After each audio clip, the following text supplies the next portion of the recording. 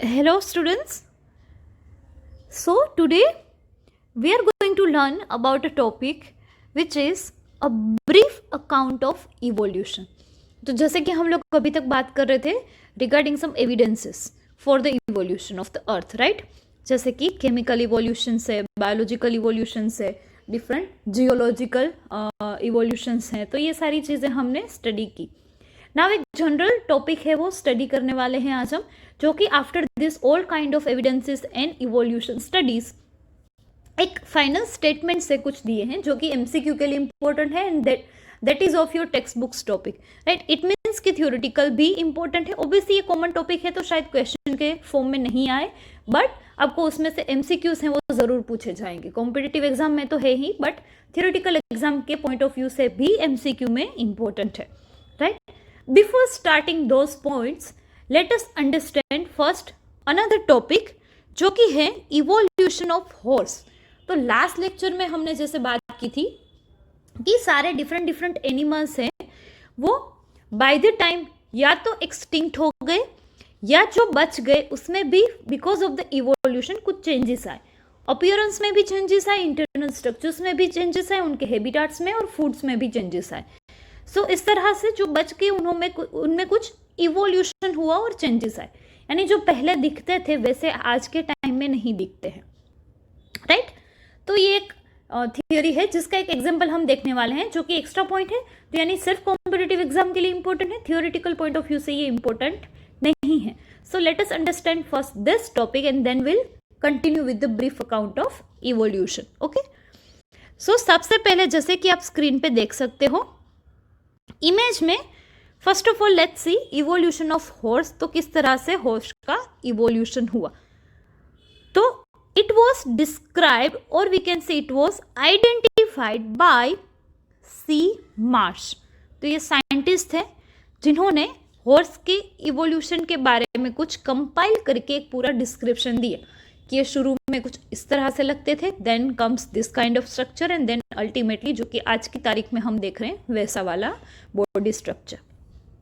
तो ये साइंटिस्ट का नाम याद रखना है आपको, C Marsh, right? Now many evolutionary changes were observed in horse. जैसे कि सबसे पहला है point, increment in body height, length of neck and legs. तो अभी आपको ये पता ही है जैसे कि किसी भी एनिमल्स या तो कोई भी लिविंग बींग्स में, जैसे कि अगर हम बात करें कि हाइट बढ़ रही, इट मीन्स व्हाट? हाइट बढ़ने का मतलब क्या है? तो एक तो सबसे पहले तो उनके जो लिम्स होते हैं उनकी साइज है वो बढ़ती है. जैसे कि लेग्स है तो वो लंबे होते हैं इसीलिए वो टॉल दिखते हैं, चाहे वो ह्यूमन बींग हो चाहे कोई भी अदर एनिमल्स हो. तो एक तो पहले हाइट बढ़ने का रीजन होता है लेग्स की हाइट बढ़ना. दूसरी थिंग है, दूसरा पॉइंट है नेक. तो जैसे कि जिराफ में भी होता है, नेक लंबी है इसलिए उनकी ओवरऑल हाइट भी हम बॉटम से लेकर टॉप तक देखें तो वो पूरा लंबा एनिमल दिखता है हमें. क्यों? क्योंकि उनके लेग्स भी लंबे हैं और नेक भी लंबी है. तो same way here in the case of horse also. तो जैसे ही इवोल्यूशन होता गया वैसे उनमें हाइट भी बढ़ती गई. हाइट बढ़ने का मतलब क्या है? तो उनकी लेंथ ऑफ नेक है एंड लेग्स है, उन दोनों की नेक एंड लेग्स की लेंथ है वो बढ़ गई, इसलिए अल्टीमेटली वो भी हाइट में क्या हो गए? बढ़ गए. ठीक है, तो ये एक पहला चेंज आया. सेकंड चेंज है reduction in number of toes और fingers and development of running habit. दूसरी चीज ये हुई कि जो फिंगर्स एंड टोज थे उनके नंबर्स रिड्यूस हो गए, यानी शुरू में 4 हुआ करते थे वो धीरे धीरे करके अल्टीमेटली जो कि आज के हॉर्स हम देख रहे हैं फुल्ली एडवांस्ड, उनमें सिर्फ एक ही टो पाया जाता है. तो यानी फिंगर्स में वी कैन से और टोज में number of fingers and toes है उनका रिडक्शन हो गया, कम हो गए. ठीक है, दूसरी चीज क्या हुई? डेवलपमेंट ऑफ रनिंग हैबिट, यानी जो हॉर्स जाने जाते हैं अपनी स्किल्स जो कि है रनिंग स्किल उनकी, they can run very fast. तो ये स्किल उनकी बाय द इवोल्यूशन डेवलप हुई है. शुरू में ये रनिंग हैबिट उनमें नहीं थी, तो ये भी उनकी हाइट बढ़ने के साथ साथ, उनके लेग्स की हाइट बढ़ने के साथ साथ उनमें ये हैबिट भी बढ़ी. क्योंकि लेग्स लंबे हैं इसलिए वो बहुत ही बड़े स्टेप ले सकते हैं और फास्ट रन कर सकते हैं. तो only after their height increasing in their height they gain this kind of characteristics, यानी रनिंग कैरेक्टरिस्टिक्स, राइट। तो ये भी चेंजेस आए इवोल्यूशन के टाइम पे। Another one, development of high crown on teeth and formation of cement. तो दूसरी चीज एक इंटरनल वीकेंस है, जो माउथ पार्ट है उसमें टीथ के ऊपर क्राउन, जो कि होता है नॉर्मली टीथ के ऊपर एक क्राउन होता है, राइट। तो जैसे कि राजा होते हैं, किंग होते हैं, उनके सिर पे जैसे मुकुट होते हैं, सेम वैसे ही टीथ है उनके ऊपर भी क्राउन, एक स्ट्रक्चर है जिसको हम क्राउन, उनको वर्ड दिया हुआ है, तो ये क्राउन होता है। वैसे भी आप ये लोग ये सारी चीज़ें एनाटॉमी वगैरह में 11th स्टैंडर्ड में बोन्स वगैरह में जब टीथ के बारे में पढ़े होंगे तो आपको पता ही होगा, right. So here we are not going to in detail in this, but as you all know कि टीथ पे जैसे कि क्राउन होता है तो उनका डेवलपमेंट हुआ उनके टीथ में, जबकि पहले नहीं हुआ करता था, right. And formation of cement, तो ये जैसे कि आप लोगों को पता होगा, कई बार आपने सुना भी होगा कि डेंटिस्ट है वो कभी भी अगर मान लो केविटीज हैं तो गम्स वगैरह में, तो क्या करते हैं वहां पे सीमेंट है वो फिल कर देते हैं। इट मीन्स कि जो गैप होता है, जो केविटी होती है, उसकी वजह से कई बार ठंडा या गर्म खाने की वजह से कुछ दांतों में पेन होता है समटाइम्स, राइट। तो ये ना हो, इसको रिड्यूस करने के लिए वो सीमेंट है वो फिल कर देते, ताकि वो केविटी है वो फिल हो जाए और ये जो पेन होता है, तकलीफ होती है, वो रिड्यूस हो जाए। तो ये सीमेंट का होना, फिर टीथ पे क्राउन का होना, ये पहले नहीं होता था उनके टीथ में, तो ये भी हॉर्स में बिकॉज ऑफ इवोल्यूशन ये सारी चीजें भी ऐड हुई, ठीक है। And the last, enlargement in size of a brain. तो जैसे ही लिम्स बढ़े, नेक की हाइट भी बढ़ी, सेम वे उनके ब्रेन में भी एनलार्जमेंट हुआ, यानी ब्रेन की साइज भी बढ़ी। तो इसका ये सीधा मतलब है कि ब्रेन की साइज बढ़ी, इट मीन्स न्यूरॉन्स बढ़े, तो इसका मतलब कुछ काम जो पहले उनका ब्रेन करता था उससे ज़्यादा अभी थोड़ा फंक्शन प्ले कर सकता है, क्योंकि उनके पास न्यूरॉन्स ज़्यादा हो गए, तो कुछ एक्टिविटी ज़्यादा बढ़ गई ब्रेन की। तो यानी कि ये जो हॉर्स में इवोल्यूशन हुआ, तो पहले के मुकाबले जो ये नई स्पीसीज फॉर्म हुई, नॉट एज सच नई, उसी में कुछ इवोल्यूशन हुआ, तो ये ब्रेन की वजह से, ब्रेन डेवलपमेंट की वजह से वो ज़्यादा स्मार्ट एनिमल है वो बन गया अपने पहले के हिसाब से। क्लियर? तो दिस आर सम चेंजेस जो कि बिकॉज ऑफ इवोल्यूशन हॉर्स में आए, ठीक है, जो कि हमने थियोरेटिकल पढ़ा। अभी आप साइड में बॉक्स में चार्ट में आप देख सकते हो इमेजेस भी। तो नाउ लेट्स डिस्कस दिस, जो कि एमसीक्यू के लिए बहुत ही इंपॉर्टेंट है और बहुत बार पूछा जाता है। तो नीचे से शुरू करते हैं इवोल्यूशन में, विल गो टू अप। तो सबसे पहले डाउन में अगर आप बॉटम में देखोगे, सो पहला तो है height in centimetre, will see. तो जैसे कि सबसे पहले 40 सेंटीमीटर, यानी जो हॉर्स का सबसे पहला रूप हुआ करता था वो बहुत ही छोटा, यानी 40 सेंटीमीटर जितनी ही हाइट उनकी हुआ करती थी। यानी कि वो कैसे दिखते थे? फॉक्स लाइक, अपीयरेंस वाइज वो फॉक्स लाइक दिखते थे। तो हियर इज द इमेज, ऐसे कुछ दिखते थे, और उनको बोला क्या जाता था?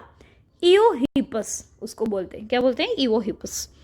और उनके टोस की अगर हम बात करें, फिंगर्स की बात करें, तो 4 टो थे, जो कि आप इधर इमेज में देख सकते हो बोन्स ऑफ लिम्स में, and 1 splint bones. So 4 toed 1 splint bones, यानी 4 टोस हुआ करते थे। जैसे कि हमने पॉइंट्स में देखा कि नंबर ऑफ, सेकंड पॉइंट था ये कि नंबर ऑफ टोस है वो कम होते गए, रिड्यूस होते गए जैसे इवोल्यूशन हुआ। तो पहले 4 हुआ करते थे, ठीक है।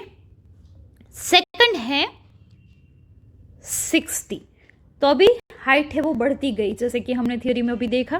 तो पहले 40 हुआ करती थी, now it is 60 centimetre in height. और दिखने में कैसे लगते थे? Sheep like, and their name is Mesohippus, and the number of toes is reduce. तो 4 में सब हो गए 3, यानी 3 टोड एंड 1 स्प्लिंट बोन, ठीक है।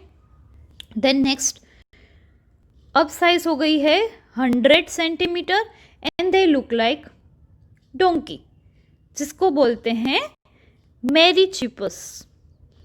एंड नंबर ऑफ टो वो सेम ही है, 3-toed and no splint bones, जैसे कि उसके पहले शिप लाइक में 1 splint bone was there but now here no splint bones.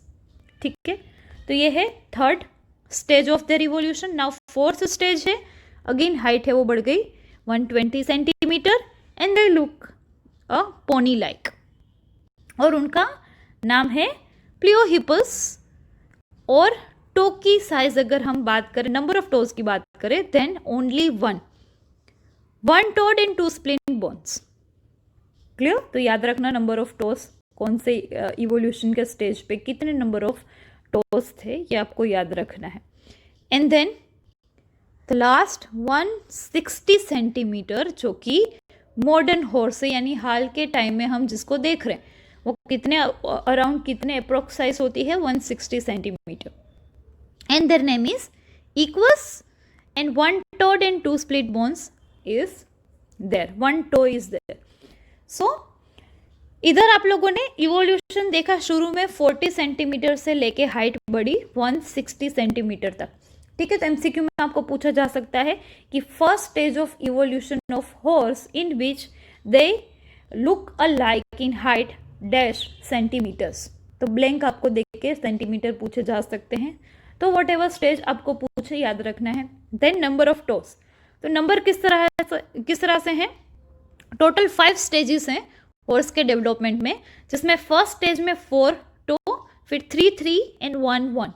Okay, तो ये याद रखना है आपको. और फिर उनका हर एक स्टेज में नाम, क्योंकि कुछ अलग दिखते थे तो नाम भी कुछ अलग तरह से दिया गया है. ठीक है, this is about the evolution of horse, right, जो कि एमसीक्यू के लिए आपको याद रखना है. Now let's see the common evolution topic, जो कि अगेन एमसीक्यू के लिए इंपॉर्टेंट है बट आपकी टेक्स्ट बुक का टॉपिक है वो. तो now let's discuss that. Okay, so students, now let's discuss the topic brief account of evolution. So here the first point is about 2000 million years ago, जिसको हम short में लिखेंगे MYA, the first cellular forms of life appeared on earth. तो आपको याद रखना है MCQ के लिए कि सबसे पहले जो सेल्यूलर फॉर्म अर्थ पे आया था वो कितने ईयर्स पहले, so around 2000 million years ago, right. Next point, by the time of 500 million years ago invertebrates were formed and become active. तो अभी लाइफ फॉर्म में इनवर्टिब्रेट्स कब आए, अराउंड 500 मिलियन ईयर्स अगो. तो यानी फर्स्ट सेल आया 2000 मिलियन ईयर्स अगो और invertebrates बने 500 million years ago.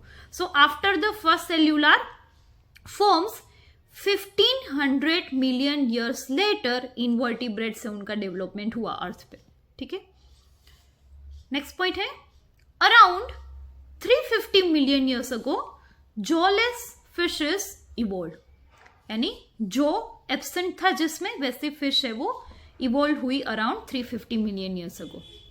Next, probably around 320 million years ago seaweeds and few plants existed. तो पानी में अगर हम बात करें तो ये कुछ मराइन एनिमल्स के अलावा प्लांट्स का होना स्टार्ट हुआ कब, 320 मिलियन ईयर्स अगो, राइट. तो सीवीड्स भी बने और फ्यू प्लांट्स भी स्टार्ट हुए ग्रो करना. नेक्स्ट है the first organism that invaded land were plants, यानी सबसे पहले लैंड पे आने वाले ऑर्गेनिज्म थे प्लांट्स. यानी कि एनिमल्स से पहले जो लिविंग ऑर्गेनिज्म आए अर्थ पे, लैंड पे, वो क्या थे, प्लांट्स थे. ठीक है, they were wide spread on land when animals invaded land, यानी कि एनिमल्स से जब लैंड पे आए, उनका जब ग्रोथ स्टार्ट हुआ, उनकी लाइफ स्टार्ट हुई, उससे पहले ऑलरेडी प्लांट से वो सारे वाइड स्प्रेड थे लैंड पे, यानी वो ऑलरेडी बहुत ही ग्रो कर चुके थे जब एनिमल्स का डेवलपमेंट हुआ लैंड पे. ठीक है, fish with stored and strong fins could move on land and go back to water. This was about 350 million years ago. तो फिर ऐसे फिश का डेवलपमेंट स्टार्ट हुआ कि जो कि पानी में भी रह सकती थी, वाटर में भी रह सकते थे और लैंड पे भी जा सकते थे। ठीक है, so here you can understand कि कुछ एम्फीबियंस जैसा कैरेक्टर है वो उन्होंने डेवलप कर लिया फिश ने। तो सबसे पहले तो फिश का ही डेवलपमेंट हुआ वाटर में, फिर धीरे धीरे लैंड पे एनिमल आना स्टार्ट हुए। तो ये किस तरह से हुआ होगा, देखो ये एक पूरी एक चेन है, एक हायरार्की है, किस तरह से किस टाइप के किस ग्रुप के एनिमल्स का इवोल्यूशन हुआ। तो सबसे पहले तो वाटर में फिश का डेवलपमेंट हुआ। ठीक है, उससे भी पहले तो obviously micro organism, single cell organism ही बने, but then as such life forms पानी में बने वो थे फिश सब। अब फिश में कौन सा डेवलपमेंट हुआ कि वो फिर पानी में भी रह सकती थी और लैंड पे भी रह सकती थी, जिसको हम एम्फीबियंस कैरेक्टर बोलते हैं आज के टाइम में, जो कि सबको पता है। ठीक है, आप लोग क्लासिफिकेशन अगेन 11th स्टैंडर्ड में पढ़ चुके हो, animal as well as plant. So fish में ये अराउंड 350 मिलियन ईयर्स अगो ये कुछ डेवलपमेंट हुआ, कुछ कैरेक्टरिस्टिक्स उसमें नहीं आई। सो इन 1938 a fish caught in South Africa happened to be a coelacanth which was thought to be extinct। तो ये जो हम फिश की बात कर रहे हैं उनका डेवलपमेंट हुआ, यानी और वी कैन से सीलोकैंथ। तो ये जो फिश, ये नाम है उसका फिश का, जो कि आज के टाइम में एक्सटिंक्ट हो चुकी है, बट उस टाइम पे वो पाई गई अफ्रीका में, साउथ अफ्रीका में, जिसमें ये कैरेक्टर पाया गया। कैसा कैरेक्टर कि वो पानी में भी रह सकती थी और लैंड पे भी रह सकती थी। तो यानी अभी फिश में डेवलपमेंट होना स्टार्ट हुआ था। दिस सीलोकैंथ और लोफिन्स evolved into the first amphibians that lived on both land and water।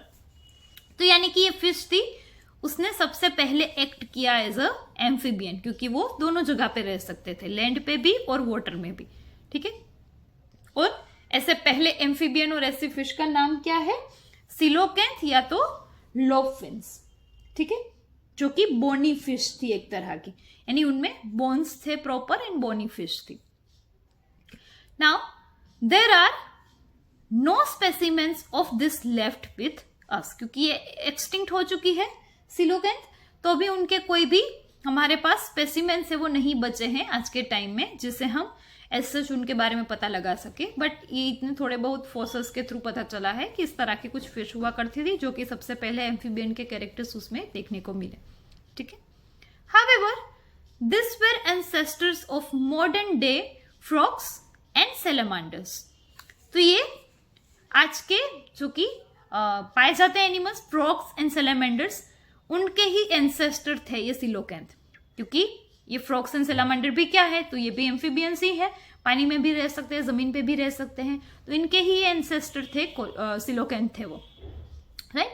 तो इस तरह से उनके एंसेस्टर सीलोकैंथ थे, और उनके आज के जो जनरेशन है वो पाई जाती है फ्रॉग्स में और सैलमांडर्स में, तो ये उनका ही कुछ बदला हुआ रूप है। ठीक है, the amphibians evolved into reptiles. Now अब एम्फीबियंस में उससे किसका डेवलपमेंट हुआ, रेप्टाइल्स का। तो देखो एक चेन है, पहले तो माइक्रो ऑर्गेनिज्म, देन फिर वाटर में फिश का डेवलपमेंट, फिश में से बने एम्फीबियंस, एंड एम्फीबियंस में से अभी बने रेप्टाइल्स। ठीक है, और लैंड पे जब एनिमल्स बने उससे पहले ऑलरेडी वहां पे क्या बहुत ही स्प्रेड हो चुके थे, plants, right. Okay, now reptiles की अगर हम बात करें जो कि वो डेवलप हो रहे थे, तो दे ले, it means reptiles they lay thick shelled eggs which do not dry up in sun unlike those of amphibians. तो एम्फीबियंस के जनरली एग्स होते हैं वो थिन शेल्ड होते हैं, यानी एकदम पतली सी परत होती है, थिन शील्ड होती है, जिसकी वजह से क्या हो जाता है, उनको जमीन में डीप डाउन एग्स को ले करने पड़ते हैं। क्यों? क्योंकि अगर वो ऊपर रहेंगे, जमीन के ऊपर रहेंगे अपर मोस्ट लेयर में, तो क्या हो जाएगा, सन की वजह से, डायरेक्ट सनलाइट की वजह से वो ड्राई हो जाएंगे, क्योंकि थिन शील्ड होता है तो सूख जाएंगे। ठीक है, बट जैसे एम्फीबियंस में से रेप्टाइल्स का इवोल्यूशन हुआ, तो रेप्टाइल्स फिर जो एग्स दे रहे थे वो कैसे थे, तो वो एक थे वो थिक शील्ड थे, यानी कि वो एम्फीबियंस के एग्स की तरह सनलाइट में वो सूख नहीं जाते थे, they do not dry up, right. तो थिक शेल्ड एग्स का भी इवोल्यूशन हुआ जबकि रेप्टाइल्स बने। Clear? Again, we only see their modern day descendants, the turtles, tortoise and crocodiles. तो वैसे कुछ रेप्टाइल्स जो कि एम्फीबियंस में से इवोल्व हुए थे बहुत सालों पहले, तो उनके कुछ आज भी वंशज जिसको हम बोल सकते हैं वो आज भी पाए जाते। वो कौन है? टर्टल है, टोर्टोइस है एंड क्रोकोडाइल्स। तो ये भी आपको पता है एक तरह से वैसे हैं रेप्टाइल, क्योंकि वो सिरक के जमीन पे चलते हैं, है ना, उनके लेग से वो डेवलप नहीं होते हैं इतने, but they are amphibians also one kind of, क्योंकि वो पानी में भी रह सकते हैं और जमीन पे भी रह सकते हैं। तो this are the mediators we can say reptiles and amphibians के सच, राइट, जो कि जमीन पे रह सकते हैं। टर्टल टोर्टोइस पानी में रह सकते हैं, क्रोकोडाइल्स भी जमीन में और पानी में दोनों में रह सकते हैं। तो इस तरह से कुछ डेवलपमेंट है वो होना स्टार्ट हुआ। क्लियर? ओके, नाउ नेक्स्ट हम बात कर रहे हैं, तो आपको मैं एक इमेज दिखाऊंगी, एक चार्ट है पूरा डेवलपमेंट का, तो वो आपकी टेक्स्ट बुक का ही चार्ट है, बट बिफोर दिस 2 पॉइंट है वो पहले देख लेते हैं कि किस तरह से अभी एम्फीबियंस में से रेप्टाइल्स का इवोल्यूशन हुआ, फिर आगे जाके रेप्टाइल्स में से बने मेमल्स। ठीक है, तो ये किस तरह से उनके एंसेस्टर कौन हुआ करते थे, किस तरह के हुआ करते थे, तो उसका एक चार्ट है जो कि टेक्स्ट बुक का है, आपकी इमेज है, वो हम देखेंगे। पहले ये 2 पॉइंट देख लेते हैं। So the name Synapsids were the mammal-like early reptiles which gave rise to mammals. तो यानी कि जैसे ही एम्फीबियंस में से रेप्टाइल्स बने, जिसके कुछ एग्जाम्पल हैं टर्टल, टोर्टोइस एंड क्रोकोडाइल्स, जो कि इसको एम्फीबियन को रेप्टाइल में कन्वर्ट करने के लिए जो एनिमल्स बने थे, ये 3 हम एग्जाम्पल देख रहे हैं। वैसे ही फिर रेप्टाइल्स में से जो मेमल्स बने, तो वो सबसे पहले बने थे साइनेप्सिड्स करके मेमल्स थे, जो कि अर्ली रेप्टाइल्स जैसे ही थे, जिसमें से मेमल का इवोल्यूशन है वो हुआ। ठीक है, तो याद रखना कि सबसे पहले from the early reptile the animal which rise to mammals called synapsids. Okay, उसके बाद है सोरोप्सिड्स।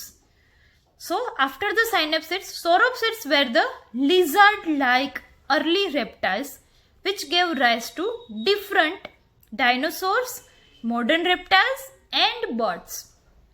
तो साइनेप्सिड्स में से डायरेक्टली मेमल का इवोल्यूशन हुआ, और सोरोप्सिड्स से उनमें से बहुत सारी ब्रांचेस पड़ी, जो कि वो खुद क्या थे, लिजर्ड लाइक अर्ली रेप्टाइल थे, बट उसमें से बहुत ही डिफरेंट ब्रांचेस पड़ी और डिफरेंट स्पीसीज बनी। जैसे कि डिफरेंट तरह के डायनासोर्स बने, तो डायनासोर सिर्फ एक तरह के एनिमल नहीं थे, उनकी भी बहुत सारी डिफरेंट स्पीसीज हुआ करती थी। तो डिफरेंट डायनासोर्स की स्पीसीज भी इनमें से बनी। फिर मॉडर्न रेप्टाइल्स जो आज के टाइम में पाए जाते हैं, वो भी, उनके भी एंसेस्टर सोरोप्सिड्स हैं। एंड बर्ड्स, तो उनके भी एंसेस्टर हैं, जो कि सबके कॉमन एंसेस्टर हैं, वो है सोरोप्सिड्स।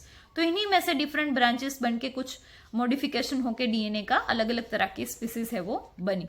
ठीक है, so let us see first image, then will discuss further more points.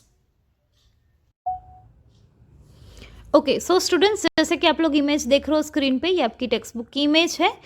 So figure number 7.10, representative evolutionary history of vertebrates through geological periods. So different geological periods यानी टाइम स्केल, उसमें किस तरह से इवोल्यूशन हुआ और कौन से एंसेस्टर थे जिसके हाल में एनिमल्स है वो हमें देख सकते हैं, हम आज के टाइम में पाए जाते हैं, जिनको हम ऑब्जर्व कर सकते हैं, राइट। तो लेट अस अंडरस्टैंड फर्स्ट। तो सबसे पहले तो आप देख सकते हो कि अर्ली रेप्टाइल्स, जो कि कितने टाइम पहले, सो 350 मिलियन ईयर्स अगो, इधर आप टाइम स्केल दे सकते हो। सो 350 मिलियन ईयर्स अगो क्या थे, अर्ली रेप्टाइल्स आए थे सबसे पहले, जो कि एक्सटिंक्ट हो गए। उनमें से बने 300 मिलियन ईयर्स अगो, जिनमें थे एक थे साइनेप्सिड्स और दूसरे थे सोरोप्सिड्स। तो जो कि मैंने आपको कहा था कि कुछ इवोल्यूशन हुआ, सोरोप्सिड्स एंड साइनेप्सिड्स दोनों बने, ठीक है, जिसके 2 पॉइंट हमने अभी डिस्कस किए। अब उनमें से फर्दर मोर इवोल्यूशन हुआ और ब्रांचेस है वो अलग अलग बने। सो अगर हम बात करें साइनेप्सिड्स की, तो उनमें से सबसे पहले साइनेप्सिड्स में से, इधर आप लाइन देख सकते हो, दूसरी लाइन आप ऊपर जाते हुए देख सकते हो। तो साइनेप्सिड्स में से बने पेलिकोसोरस जो कि एक्सटिंक्ट हो चुके हैं, और उसमें से आगे बने थेराप्सिड्स, एंड थेराप्सिड्स में से एडवांस्ड मेमल्स जो कि ऊपर आप सबसे ऊपर चार्ट में देख सकते हो। तो ये उनके एक पूरी इवोल्यूशन की जर्नी है साइनेप्सिड्स की। फिर हमने बात की थी सौरोप्सिड्स, जिसमें से बहुत सारी ब्रांचेस है वो डिवाइड हुई, जिसमें से डायनासोर्स की भी डिफरेंट डिफरेंट स्पीसीज है वो बनी, राइट, जो कि अभी हमने डिस्कस किया। तो ये है सौरोप्सिड्स, जिसमें से पहले तो ये कुछ डायनासोर्स की स्पीसीज है वो स्टार्ट हुई, यानी सबसे पहले बने थेकोडोन्स, देन उसमें से बने डायनासोर्स, एंड उसमें से क्रोकोडाइल एंड बर्ड्स आप देख सकते हो अपर पार्ट में, ठीक है। इस तरह से एक इवोल्यूशन हुआ। देन अगेन सौरोप्सिड्स में से क्या बने दूसरी चीजें, तो टाउटारास, देन स्नेक, देन लीजर्ड्स, एंड सौरोप्सिड्स में से ही बने टर्टल्स। तो सौरोप्सिड्स की बहुत सारी ब्रांचेस बनी, जिसमें से रेप्टाइल्स भी बने और कुछ मैमल्स भी बने, एंड बर्ड्स भी, ठीक है, क्योंकि डायनासोर्स के बाद क्रोकोडाइल भी बने और बर्ड्स में भी इवोल्यूशन हुआ। तो इस तरह से अगर आप देखोगे तो इन सारी डिफरेंट स्पीसीज से जिनके एंसेस्टर्स हैं वो ऑलमोस्ट कॉमन है, यानी अभी जो इतनी वाइड वेराइटी ऑफ एनिमल्स देखने को मिलते हैं, अगर हम उनकी 350 मिलियन ईयर्स अगो की बात करें तो बहुत एक ही कॉमन एंसेस्टर हुआ करता था, जिसमें से आज अराउंड 10,000 20,000 जितनी डिफरेंट स्पीसीज है वो बन चुकी है अलग अलग तरह की, ठीक है। तो इस तरह का एक इवोल्यूशनरी चार्ट है। अभी आपको ये एमसीक्यू में पूछा जा सकता है किस तरह से, तो आपको कोई भी प्लेस पे क्वेश्चन मार्क रख सकते हैं कि जैसे कि ये सौरोप्सिड्स हैं तो उस पर आपको क्वेश्चन मार्क डाल के फिर पूछ सकते हैं कि fill in the blanks, right. So वहाँ पे ये सौरोप्सिड्स है क्योंकि उसकी बहुत सारी ब्रांचेस है वो इवोल्यूशन की हुई है, ठीक है। सेम साइनेप्सिड्स, फिर आपको पूछ सकते हैं कि यहाँ पे कौन सा एनिमल है तो क्वेश्चन मार्क डाल सकते हैं, तो डायनासोर्स है, ठीक है। तो इस तरह से आपको पता चल सकता है। और यहाँ पे आप ये जो दिख रहे हो सारे नाम हैं वो ये सारा टाइम पीरियड है जिसको अलग अलग नाम दिए गए थे, राइट। तो वो आपको उतना याद रखने की ज़रूरत नहीं है, बट फिर भी अगर आप रखना चाहते हैं तो कार्बोनिफेरस, जैसे कि आपके पास ये टेक्स्ट बुक में भी इमेज होगी तो आप वापस से रिफर करना एक बार उसमें से ध्यान से कि किस तरह से इवोल्यूशन की चेन से वो सारी दिखाएगी जो कि येलो लाइन से रिप्रेजेंट की गई है, राइट। तो ये सारा टाइम पीरियड है जिसमें इधर ईयर्स नंबर में दिए गए हैं कि कितने ईयर्स पहले किसका डेवलपमेंट हुआ। जैसे कि अगर आपको पूछा जाए कि डायनासोर्स है वो अराउंड कितने साल पहले प्रेजेंट थे, तो इधर आप देख सकते हो 50 million years ago, right. Same में अगर आपको पूछा जाए साइनेप्सिड्स तो 300 मिलियन ईयर्स अगो, राइट। तो इस तरह से आपको सारी चीजें हैं वो पॉइंट वाइज याद रखनी है, एमसीक्यू में किसी भी तरह से पूछें। Okay, now let's see further points. So in the next 200 million years or so, reptiles of different shape and size dominated on earth. तो जैसे कि रेप्टाइल्स है वो बहुत सारे बढ़ गए नंबर में, तो ऑब्वियसली वो क्या हो गए, डोमिनेंट हो गए अर्थ पे, क्योंकि उनकी तादाद है वो बहुत ज्यादा पाई जाती थी, राइट। जैसे कि जायंट फॉन्स जो कि टेरिडोफाइट्स है, प्लांट्स की बात हो रही है, were present but they all fail to form coal deposits slowly. तो उस टाइम पे जायंट फॉन्स भी पाए जाते थे जो कि टेरिडोफाइट्स क्लासिफिकेशन टेरिडोफाइट्स के टाइप हैं, जायंट फॉन्स वो भी उस टाइम पे प्रेजेंट थे। बट क्या हुआ, एक टाइम पे ये सारे के सारे हैं वो टूट के गिर गए, दे फेल ऑफ एंड वो कन्वर्ट हो गए कोल में। तो ये आपको पता है कि जैसे ही प्लांट्स वगैरह हैं वो बहुत ऑब्वियसली गिर के टूट जाएंगे, यानी उनकी डेथ हो जाएगी, तो वो जमीन में ही रहेंगे। तो धीरे धीरे करके फिर जमीन में वो कन्वर्ट हो जाते हैं after the whole evolutionary and chemical processes under the land और अंडर द सोइल, वो कन्वर्ट हो जाते हैं कोल में। तो वो कोल में कन्वर्ट हो गए स्लोली, ठीक है। Some of the land reptiles went back into water to evolve into fish like reptiles probably 200 million years ago, जैसे कि इथियोसोरस जिसका एग्जाम्पल है। तो कुछ रेप्टाइल्स क्या हो गया, वापस पानी में चले गए, ठीक है, और वहां पे they act as a fish like reptiles, जिसका एक एग्जांपल है इक्थियोसोरस। तो ये भी चेंजेस हुए कुछ, next, the land reptiles were of course the dinosaurs the biggest of them. तो जमीन पे पाए जाने वाले उस टाइम पे सबसे बिगेस्ट लैंड रेप्टाइल कौन थे? डायनासोर्स थे। Biggest of them was tyrannosaurus. Dinosaurs की जैसे कि मैंने आपको बात की बहुत सारी स्पीसीज हुआ करती थी, जिसमें से है टायरेनोसोरस रेक्स। ये पूरा नाम है Tyrannosaurus rex. About 20 feet in height and had a huge fearsome digger like teeth। तो यानी कि जैसे कि डेगिंग के लिए इंपॉर्टेंट हो, जैसे कि हम लोग चीजें यूज करते हैं, सेम भी उनके टीथ हुआ करते थे उस टाइम पे, इतने पावरफुल। एंड हाइट भी थी उनकी 20 feet जितनी, जो कि है टायरानोसोरस रेक्स, जो कि डायनासोर की स्पीसीज है। ठीक है। About 65 million years ago the dinosaurs suddenly disappeared from the earth.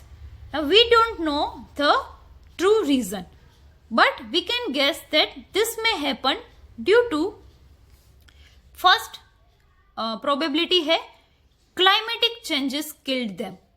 तो यानी बहुत सारी ऐसी थ्योरीज हैं, बहुत सारे साइंटिस्ट ने डिफरेंट रिसर्च किए, बट ऑब्वियसली उस टाइम पे हम में से कोई भी प्रेजेंट नहीं था। So by the fossils we can say कि इस टाइप के कुछ एनिमल्स थे, वो एक टाइम पे जिंदा हुआ करते थे, उनकी कुछ हाइट ये रही होगी, तो उनके बोन्स वगैरह के स्ट्रक्चर से हमें ये सारी चीजें पता लग सकती है इजीली। बट वो कैसे मरे थे या कैसे एक्सटिंक्ट हुए थे वी कैन से, वो हमें पता नहीं लग सकता है एग्जैक्टली।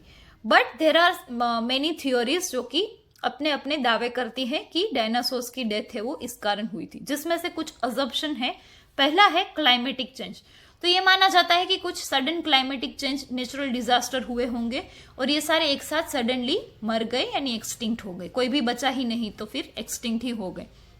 तो एक ये रीजन हो सकता है। सेकंड था मेटेरोइड्स कोलोजन किल्ड देम। तो दूसरी ये चीज मानी जाती है, same way in natural disaster only we can consider it. So meteoroids जैसे कि बहुत ही गिरे अर्थ पे, और सडन ये सारी जहां पे स्पीसीज ये रहती थी, पाई जाती थी डायनासोर्स की, उसी साइड पे ये सारे गिरे और सारे एक साथ डायनासोर से वो खत्म हो गए, कोई भी नहीं बचा। तो ये कुछ थियोरी है जो कि बिलीव करते हैं साइंटिस्ट, बट उसका कोई भी प्रूफ हमारे पास नहीं है। सो फॉर्मली वी कैन नॉट से, वी कैन जस्ट गेस और अजम्पशन के बेस पे ही हम बातें कर सकते हैं, right. But the truth is still unknown. Small sized reptiles of that era still exist today। तो ये जो उस टाइम के सबसे बड़े रेप्टाइल थे डायनासोर्स, वो तो नहीं जिंदा है, वो तो एक्सटिंक्ट हो गए, बट उस टाइम पे उस एरा के जो स्मॉल साइज्ड रेप्टाइल्स थे वो आज भी पाए जाते हैं। The first mammals were like शूज and their fossils are small sized. तो यानी रेप्टाइल्स में से जो पहले कन्वर्ट हुए फर्स्ट मैमल्स, वो क्या थे? शूज थे, जो कि रेट लाइक दिखते हैं। वैसे आपने देखे ही होंगे, बहुत ही कॉमन है, घरों में भी कई बार दिख जाते हैं।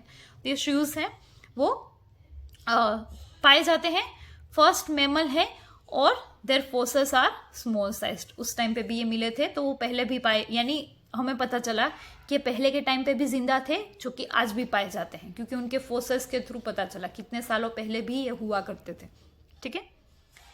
Mammals were viviparous and protected their unborn young inside the mother's body। फिर देखो ये डेवलपमेंट हुआ मैमल्स में, वो पहले तो क्या बने, फिर चेंज आया विविपोरस। तो जैसे कि ओविपोरस होते हैं, यानी जो एग ले करते हैं। अब डेवलपमेंट क्या हुआ मैमल में, दे बिकम विविपोरस, यानी जो कि यंग वंस का बर्थ होता है जिनके थ्रू, राइट। तो ये चेंज आया कि फिर अब ये जो यंग, यानी जो बेबी बोर्न होता है, वो मदर की बॉडी में ही पूरा डेवलप होता है, then comes as a young ones. तो इस तरह से बर्थ होता है। तो ये चेंजेस आए मैमल में, वो क्या थे? विविपोरस थे, यानी वो एग्स नहीं ले करते थे, वो यंग वंस को बर्थ देते थे, right. Mammals were more intelligent in sensing and avoiding danger at least. फिर रेप्टाइल्स के बाद मैमल्स बने, तो ऑब्वियसली वो फिर एडवांस्ड बने। इवोल्यूशन के टाइम पे देखे तो वो एडवांस थे, फिर तो वो मोर इंटेलिजेंट थे, एंड उनमें बहुत सारी इंटेलिजेंट थे तो सेंसिंग कैपेसिटी भी अच्छी थी, तो वो डेंजर को सेंस भी कर लेते थे और उनको अवॉइड करने की भी स्किल है वो खुद में डेवलप कर चुके थे, क्योंकि मैमल्स थे वो कैसे थे, इंटेलिजेंट थे उस टाइम पे, क्योंकि they are the advanced animal at that time, right. When reptiles came down mammals took over this earth. तो यानी पहले रेप्टाइल्स थे वो डोमिनेंट थे अर्थ पे क्योंकि उनकी ही स्पीसीज ज्यादातर पाई जाती थी, बट देन मैमल्स का इवोल्यूशन हुआ, दे वेर मोर इंटेलिजेंट, तो फिर अब धीरे धीरे करके रेप्टाइल्स के नंबर कम होते गए और मैमल्स से वो कुछ ज्यादा ही तादाद में बढ़ गए, यानी कि अब डोमिनेंसी आ गई थी उस टाइम पे अर्थ पे, किसकी, मैमल्स की, राइट. तो एक पूरी चेन है, सबसे पहले फिश का होना अर्थ पे, then comes the amphibians, then comes the reptile, then comes the mammals. Okay, तो इस हिसाब से ये पूरा इवोल्यूशन हुआ है जो कि हमें different different evidences, forces and different theories के थ्रू हमें पता चला. Okay, this is it for today's lecture. In next lecture we'll continue with some more topics. Okay, thank you.